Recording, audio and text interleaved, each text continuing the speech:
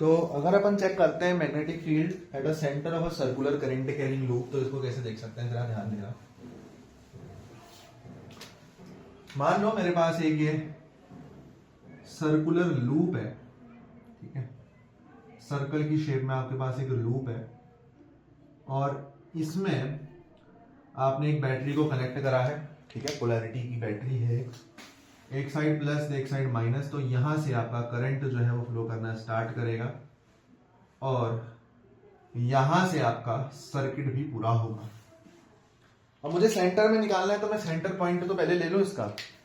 तो ये जो है इसका ये सेंटर पॉइंट है सर्कल का, लेट से O, और सेंटर से इस पॉइंट की दूरी में आग ले लेता हूं जहां पे मैं अपना छोटा सा करंट एलिमेंट लेने वाला हूं। तो मैं बहुत छोटा सा करंट एलिमेंट यहां पे लूंगा, डीएल वेक्टर। देखो पूरे सर्कल का एक साथ निकल पाना पॉसिबल नहीं है, पूरे सर्कल की मैग्नेटिक फील्ड आप बहुत आसानी से नहीं निकाल पाओगे, तो आप छोटे से करंट एलिमेंट की वजह से निकालो, फिर उसको इंटीग्रेट कर दो तो पूरे सर्कल का निकल आएगा। इसीलिए magnetic field at the centre of a circular current carrying loop एक एप्लीकेशन है बायोट-सैवर्ट लॉ का। तो इसमें आपने एक छोटा सा करंट एलिमेंट लिया जिसकी डिस्टेंस r है सेंटर से। अब अगर छोटा सा करंट एलिमेंट लिया है, बहुत छोटा सा है, तो ये 90 डिग्री पे होगा ना r से, बहुत छोटा सा है, खुद ही सोचो, है ना, 90 डिग्री पे होगा, बिल्कुल होगा। अब आपको जानते हो एज पर Biot Savart law dB vector equals to mu naught upon 4 pi I dl sine theta upon R square. ये आप सब जानते हो, ये बायोट-सैवर्ट लॉ होती है, जस्ट पहले पढ़ते हैं हम इससे, और ये बायोट-सैवर्ट लॉ का ही एक एप्लीकेशन है, तो हम इसको बायोट-सैवर्ट लॉ की मदद से ही निकालते भी है। तो आप ध्यान से देखो, यहां पर साइन थीटा की जगह क्या होना चाहिए, 90 होना चाहिए। साइन थीटा यहाँ पे किसके बराबर है, साइन 90 के। तो जस्ट पुट कर दो इसको, आपका आंसर आ जाएगा। कैसे sir, D B vector equals to mu naught upon 4 pi I DL sine 90 upon R square. अब देखो आप भी जानते हो कि साइन 90 की जो वैल्यू होती है वो 1 के बराबर होती है। तो यहां पे आप सिंपली जस्ट कह सकते हो कि जो मेरे डीबी वेक्टर की वैल्यू है वो है mu naught upon 4 pi I DL upon R square. पर आप देखो ये जो वैल्यू हुई ये छोटे करंट एलिमेंट की वजह से हुई, पूरे में कितनी होगी, पूरे सर्कल में कितनी होगी ये मैं निकाल लेता हूं, है ना। फॉर होल सर्कुलर लूप मैंने सर्कुलर लूप के एक छोटे करंट एलिमेंट की वजह से निकाल लिया है। अब मैं पूरे सर्कुलर लूप की वजह से निकालूं तो इसको इंटीग्रेट कर दूंगा।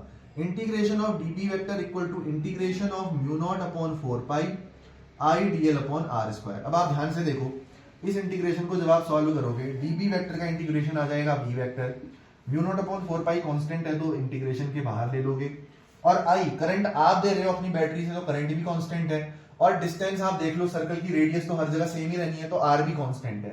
तो mu naught upon 4 pi I upon R square ये बाहर जाएगा क्योंकि ये कांस्टेंट है, अंदर बचेगा इंटीग्रेशन ऑफ डीएल।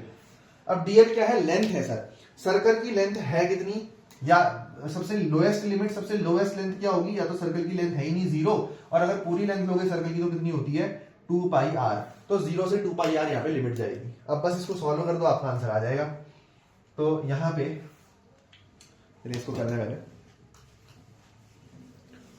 ठीक है, मैं यहां सॉल्व कर लेता हूं